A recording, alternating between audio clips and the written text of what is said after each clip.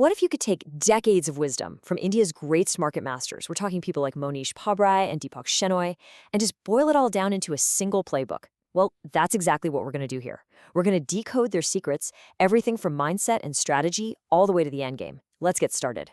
So, our journey kicks off not with some hot stock tip, but with a really profound question from Monish Pabrai. And this isn't just a clever line, it's the absolute foundation of everything. It's asking you, are you investing for the world's applause, or are you investing based on your own conviction? The masters are crystal clear on this. Real success, the kind that lasts, it starts from within. And that brings us to our very first section, the inner game. Because, before you ever invest a single rupee, the most critical work, it actually begins right inside your own mind. Pabrai's whole idea breaks down into these two scorecards. You've got the outer scorecard, which is all the noise, right? It's the headlines, the endless chatter, what your neighbor thinks. Honestly, it's an illusion. Then you have the inner scorecard. This is what matters. It's your own research, your own conviction. The true masters operate from here, and it's what gives them the courage to buy when others are fearful and to be cautious when everyone else is greedy. Okay, so once you've got the right mindset, the next step is taking action. And as Deepak Shenoi points out, the single most fundamental action for building wealth is ownership. It's that simple. Whether you start a company from scratch or just buy its shares, you're owning a piece of a business. It's the most powerful engine for creating wealth we know of, and the whole system is basically built to encourage it. So you've got the right mindset, and you know you need to own assets. But which ones?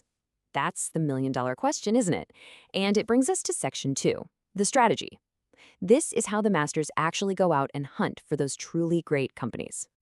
Vikas Kamani gives us a really powerful lens to look through. Focus on the rate of change.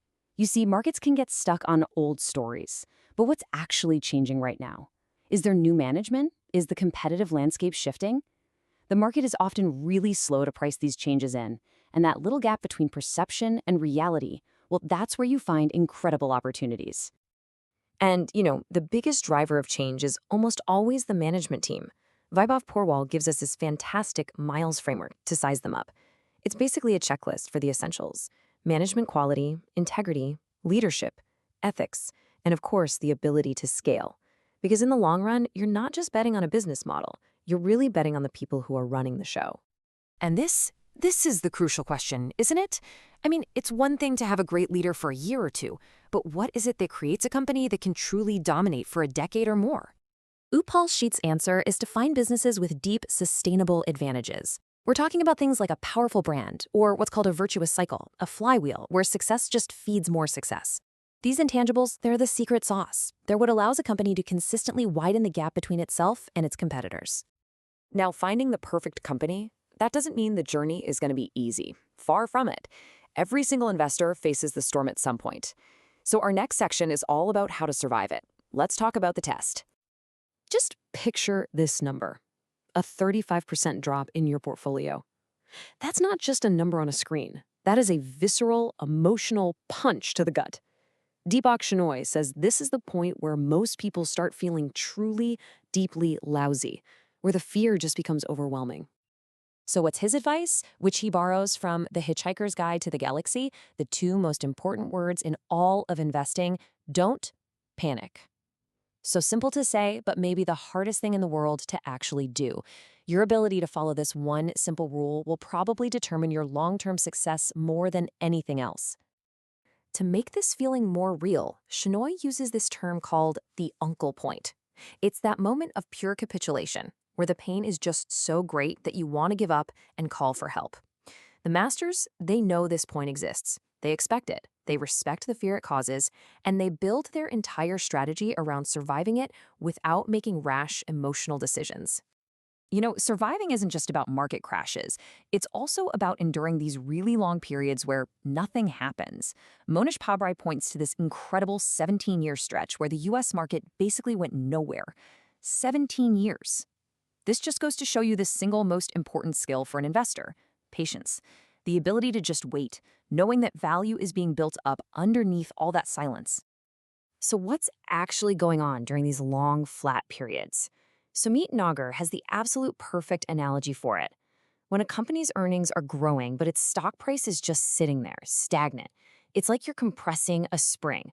The longer it's compressed, the more powerful the eventual rebound is going to be when the market finally wakes up and takes notice. All right, we've covered mindset, strategy, and resilience. But all of this kind of begs a bigger question. Why? Why are we doing this? And that brings us to our final section, the endgame. Let's take a look at life beyond the numbers on the ledger. Let's really pause and think about this for a second. After all the hard work, all the stress, all the compounding, what is it all actually for? Madhu Kila offers a really grounded perspective on this. He says, yeah, money provides security and happiness, but only up to a point. Beyond that, its greatest value is as a tool for creating a positive impact, for supporting good causes, and for building something that's going to last. I love this quote from Asim Drew, which he got from Charlie Chaplin. It perfectly captures the kind of perspective you need for both investing and for life. The daily market swings, the small losses, the anxieties, that's the tragedy in close-up. But the long-term journey of compounding your wealth and achieving your goals, well, that's the comedy in the long shot. It's all about perspective.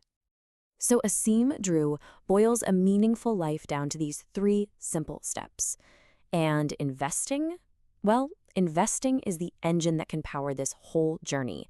It can provide the freedom to create something new, the space to become a better version of yourself, and the surplus to give back to the world. So we end up right back where we began, with the inner game. The principles in this playbook, they can absolutely help your portfolio grow over time. But the real challenge and the real reward is using this journey of investing with all its lessons in patience, discipline, and psychology to grow as a person. So I'll leave you with this. Your portfolio will grow, but how will you?